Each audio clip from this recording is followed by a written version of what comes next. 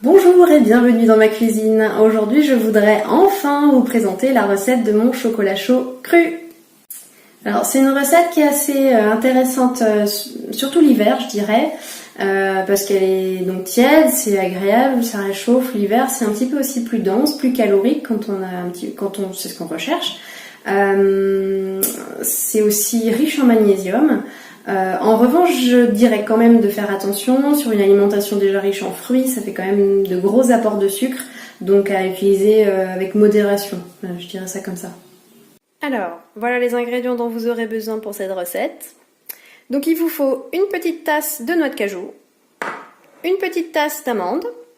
Vous pouvez faire tremper les noix de cajou et les amandes, mais je vous recommande pas trop, ça change un peu la texture et ça enlève un peu de goût. Donc c'est vrai que moi je le fais plus pour les enfants avec les amandes, mais c'est pas forcément meilleur.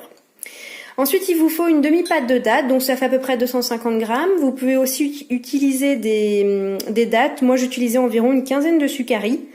Après, à vous de voir si vous aimez plus ou moins sucré, donc vous en mettez plus ou moins. Ensuite, j'utilise des fèves de cacao cru, donc j'en mets 2-3 par personne environ. Parfois, j'en utilise pas du tout. Ça fait un petit goût de lait d'amande chaud. Les enfants, ils aiment bien aussi, donc chez nous, c'est optionnel le cacao. Si vous préférez, vous pouvez aussi utiliser du cacao cru en poudre. Ça donne un petit goût un peu plus prononcé et ça change un peu la couleur. Ça fait un chocolat chaud un petit peu plus foncé.